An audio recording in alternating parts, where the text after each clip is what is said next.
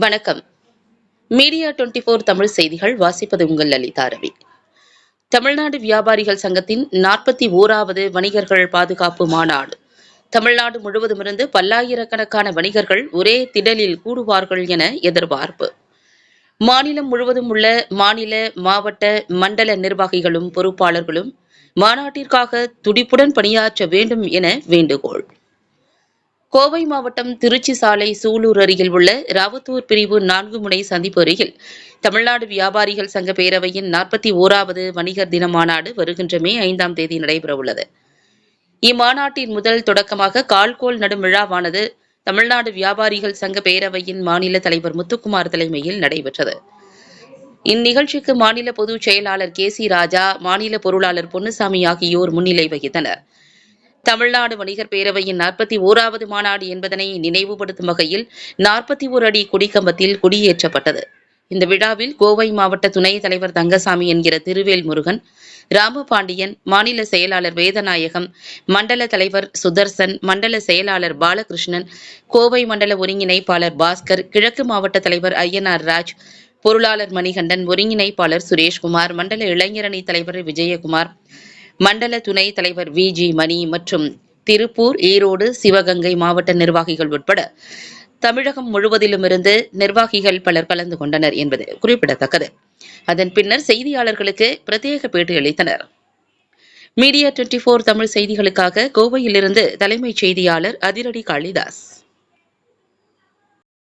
சுதேசி வணிகங்கிறது நம்ம தமிழ்நாடு வியாபாரி சங்க பேருடைய கொள்கை சுதேசி கொள்கை. சுதேசி கொள்கை தான் இந்திய பொருளாதாரத்தை வளர்க்கும். ஏன்னா நாமளே விளைய வச்சு நாமளே விற்பனை செய்து நாமளே உண்பது தான் சுதேசி. விளைய வைக்கிறதும் வெளிய நாட்டில் வாங்கிக்கிட்டு விற்பனை செய்கிறதுக்கும் வெளிநாட்டில் உள்ளவனை கூப்பிட்டுக்கிட்டு திங்கிறது மட்டும் நீ தின்னு சொன்னால் அது விதேசி. சாதாரண கொய்யாப்பழம் கொண்டு வெளிநாட்டிலேருந்து இறக்குமதி ஆகுது. அதுதான் நம்மளை அழிக்கிற, விவசாயத்தை அழிக்கிற சக்தி. அதே மாதிரி சில்லறை வியாபாரம் பண்ணுறதுங்க பாருங்கள், பக்கத்தில் டிமார்ட்டு, ரிலையன்ஸு, இப்படி சில்லறை வியாபாரம் பண்ணுறதுக்கே வெளிநாட்டிலேருந்து கடைகளை இறக்குமதி பண்ண வேண்டியிருக்கு. இங்கே இருக்கிற லட்சக்கணக்கான பேர் தொழில் இல்லாமல் உட்கார்ந்துக்கிட்டு இருக்கும்போது வியாபாரம் பண்ணுறதுக்கும் நீ வெளிநாட்டிலேருந்து ஆட்களை கொண்டு வரியப்பா, அது விதேசி அப்படின்னு நாம் அரசுக்கு சொல்கிறோம். நம்ம கஷ்டப்படுறோம், நம்ம உழைக்கிறோம், நம்ம சாப்பிட்றோம், நாம் முன்னணியில் போகிறோம். அதுதான் சுதேசி. வெளிநாட்டு பொருளெல்லாம் நிராகரிச்சிருவீங்களா? நிராகரிக்கிறோங்கிறது இல்லை, வெளிநாட்டு பொருளும் வேணும். ஆனால் அந்த வெளிநாட்டு பொருளை இறக்குமதி பண்ணுறதும் நாமளாக இருக்கணும், அதை விற்பனை செய்கிறதும் நாமளாக இருக்கணும். விற்கிறதுக்கு அவன் தேவையில்லைங்க அப்படிங்கிறது தான் சுதேசின்னு சொல்லுவோம். மாநாட்டில் என்ன முக்கியமான இந்த மாநாட்டை பொறுத்த அளவுக்கு இந்த சுதேசி வணிகத்தை அழிக்கக்கூடிய அளவிற்கு எந்த அரசியல் கட்சியும் தயாராக இருக்குது.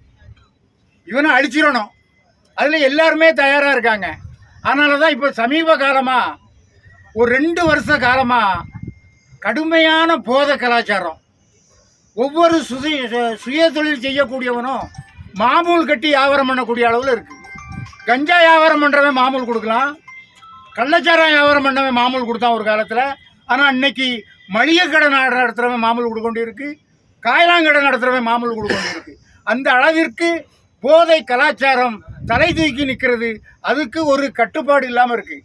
ஆகவே அரசாங்கத்தோடு நாங்கள் சொல்கிறது அதுதான், சுய தொழில் செய்யக்கூடியவனை நீங்கள் முழு அளவில் பாதுகாப்பு கொடுக்கணும். அவனுக்கு விசாரணையே இருக்கக்கூடாது. அடிக்கிறானா ஒரு பிரியாணி கடையில் கலெக்டா பண்ணான்னு சொல்லி இப்போதைய முதலமைச்சரே நேரில் போய் பார்த்தாரு. எங்கள் விருவம்பாக்கத்தில் ஒரு பிரியாணி கடையில் அவங்க கட்சி, அவர் எதிர்கட்சியாக தலைவராக இருக்கும்போது ஒரு பிரியாணி கடையில் பிரியாணியை சாப்பிட்டுட்டு காசு கொடுக்கலன்னு கடையை உடைக்கிறாங்க. எதிர்கட்சி தலைவராக இருக்கும்போது அவர் கேள்விப்பட்டவொன்னு அந்த கடைக்கு வந்து விசாரித்தார். ஆனால் இன்னைக்கு ஒவ்வொரு பகுதியிலையும் கொலை கொலை, அந்த போதை கலாச்சாரத்தினால கொலை மாமூல் கேட்க கொடுக்கலன்னா அரவணைத்துக்கிட்டு வெட்டுறான். விசாரணை கிடையாது, தண்டனை கிடையாது. ஆகவே அந்த தண்டனையை விசாரணை இல்லாமல் என்கவுண்டர் பண்ணி, இல்லைன்னா சட்டம் உடனே குண்டாஸ் போடுங்க அப்படிங்கிறது தான் நம்ம இந்த மாநாட்டில் தீர்மானம் 1. அடுத்தது, கடந்த ஆட்சியில் தஞ்சை மண்டலத்தை விவசாய மண்டலமாக அறிவித்தாங்க. அதே போல் ஒருங்கிணைந்த கோவை மண்டலத்தை தொழில் பாதுகாப்பு மண்டலமாக அறிவிக்க வேண்டும் என்பதுதான் எங்களுடைய முக்கியமான தீர்மானம். அதையும் இந்த மாநாட்டில் முக்கியமான தீர்மானமாக வைக்க இருக்கோம். இன்னைக்கு என்ன பண்ணீங்க? வணிகர்கள் அதிக பணம் கொண்டு போகக்கூடாதுன்னு, அதிக பணம் கொண்டு போட முடியலன்னு நீங்க பேசும்போது சொன்னீங்க. வருகின்ற தேர்தலில் இது மாதிரியான விஷயங்களை நீங்க முன்னெடுத்து அரசாங்கத்தை இப்போ 2 லட்சத்துக்கு மேல கொண்டு போகணும்னு சொல்லி ஐயா பேசியிருந்தாரு. ஆமா. So, அந்த மாதிரியான பணங்கள் கொண்டு போறதுக்கான வழிகள் இப்போ இந்த 50,000 ரூபாய்க்கு மேலே கொண்டு போகக்கூடாது, கொண்டு போனால் பறிமுதல் பண்ணுறோன்னு சொன்னாச்சுன்னா நம்ம நாட்டில் எல்லாருக்குமே தெரியும். தேர்தல் கமிஷனே 90 லட்சம் ரூபா ஒரு வேட்பாளருக்கு அனுமதிச்சிருக்கு. ஆனால் நடைமுறை அப்படியா இருக்குது? இல்லை. எல்லாருக்கும் தெரியும் இந்த பணம் இங்கே போகுது, இந்த பணம் தேர்தலுக்கு போகுது, இந்த பணம் ஆடு ஊற்ற பணம், இந்த பணம் காய்கறி வாங்குறதுக்கு போகிற பணம்னு அதிகாரிகளுக்கு தெரியும், அமைச்சர்களுக்கு தெரியும், எல்லாருக்கும் தெரியும். இருந்தாலும் அவனை பறிமுதல் பண்ணுற கலாச்சாரம் ஒன்று இருக்குது. அதே மாதிரி இந்த 19ஆம் தேதி தேர்தல் முடிஞ்சிருது. சரி, சனியை இதோட விட்டுருது. இப்போ எந்த கடையிலையா போய் பாருங்கள், வியாபாரம் நடக்குதா பாருங்கள், தொழில் நடக்காது. இந்த கொரோனாவுக்கு பிறகு இந்த அதிகாரிகள் இந்த மக்களை ஒரு விதமான பதட்டத்திலே வச்சுருக்காங்க. ஒரு பதட்டத்திலே இருக்காங்க நம்ம நாட்டில் வாழ்கிறது. அந்த அதிகாரிகளுடைய கைப்பிடியில் மாட்டிக்கிட்டு அவஸ்தைப்படக்கூடிய ஒரு சூழ்நிலை இருக்குது. ஆகவே நீங்கள் இந்த 19ஆம் தேதி எலெக்ஷன் முடிஞ்சோடனே அதை கைவிட்டுருங்க. நீங்கள் ஆந்திராவில் எலெக்ஷன் நடக்குது, பீகாரில் எலெக்ஷன் நடக்குதுன்னா செக் போஸ்ட் போட்டு அங்கே பணம் போகுதான்னு இப்படி உள்ளூருக்குள்ளே மார்க்கெட்டுக்கு போகிற கடைக்கு வர்றவனை பிடிக்கிறது அது சரியில்லை. அதை கைவிடணும். அதை கைவிடாவிட்டால் இந்த மே மாதம் 5ஆம் தேதி எங்களது மாநாடு முடிந்த பிறகு மிகப்பெரிய போராட்டத்தை நடத்துவோம் என்பதை இதன் வாயிலாக தெரிவித்துக்கொள்வோம். தீர்மானம் நிறைவேற்றீங்க. கண்டிப்பாக அந்த மாநாட்டில் பெரிய தீர்மானம். எதிர்காலத்தில் இது இருக்கவே கூடாதுங்க. அப்புறம் முழு பந்து அறிவிச்சிருங்க. மக்கள் எங்கேயுமே போகக்கூடாது, போகாத. இப்போ கொரோனாவில் உள்ள அடைச்சிங்கல்ல, அந்த மாதிரி அடைச்சிருங்க. உள்ள கஞ்சி காய்ச்சி குடிச்சிரு. நாங்கள் தேர்தலை முடிச்சிடுறோம், நாங்களே ஓட்டு போட்டுக்கிடுறோம், நாங்களே தேர்ந்தெடுத்துக்கிடுறோம், நீ எல்லாம் வெளியே வராதுன்னு சொல்லியிருக்கேன். ஒருத்தரும் வெளியே வர மாட்டோம். அதான் இந்த அரசாங்க ஆட்சியாளர்கள் நீங்கள் செய்யுங்க, யாருனாலும் சரி தான். அப்போ நீங்கள் தேர்தல் கமிஷனை கண்டிக்கிறீங்களா? கண்டிப்பாக கண்டிக்கிறோம். இது பெரிய கண்டனத்துக்குரியது. இதெல்லாம் வர்ற ஜூன் மாதம் வரைக்கும் நீ வீட்டுக்குள்ளே கை கட்டிக்கிட்டு இருந்தா எப்படி? அது என்ன கமிஷனு? மக்கள் நலன் தானங்க அதிகாரி. அதில் உங்களுக்கு கஷ்டம் இருந்தால் அதை நிவர்த்தி பண்ணுறதுக்கு சொல்லு. இல்லை, இது மக்களாட்சியா அதிகாரிகளாட்சியான்னு நான் கேட்குறேன். அதுதான் கேட்குறேன். இது கொரோனாவுக்கு பிறகு அதிகாரிகள் பிடியில் போயிடுச்சு. அதிகாரிகள் சொல்கிறது தான் அரசியல்வாதிகள் கேட்குறாங்க. தேர்தல் ஆணையம் இது வரைக்கும் பிடிச்ச பணம் எல்லாமே 99% பொதுமக்களுடைய அப்பாவி மக்களுடைய பணம் தான். 1% தான் அரசியல்வாதிகள் பணம். ஒன்றும் இல்லை, தேர்தல் ஆணையம் இன்னைக்கு அறிவிக்கிட்டான் 50 லட்ச ரூபா எங்காவது இருக்குன்னு சொல்லுங்க, உங்களுக்கு 5% கமிஷன். 1 கோடி ரூபாய்க்கு மேலே எங்க இருக்குன்னு சொல்லுங்க, உங்களுக்கு 10% கமிஷன் சொல்லுங்க. எல்லா அரசியல் பணமும் தேர்தல் ஆணையத்துக்கு லட்சம் கோடி வந்துடும். இன்னைக்கு தேர்தல் ஆணையத்துக்கு வந்துடும். ஒரிஜினலா அடைக்க வச்சது கூட இருந்தவனே காட்டி கொடுப்பான். கமிஷன் கொடுக்க. ஆமா, இன்கம் டேக்ஸ் கொடுக்குறாங்க 10%. இவங்க தேர்தல் ஆணையம் கொடுக்கணும்னு சொல்லிட்டோம், எல்லா அரசியல் பணமும் வந்துடும். லஞ்சம் கொடுக்குற மாதிரி ஆயிடுறாங்க. லஞ்சம் இல்லையா? அவங்க கமிஷன் தான். அப்போ இன்கம் டேக்ஸ் கொடுக்குறாங்க 10%.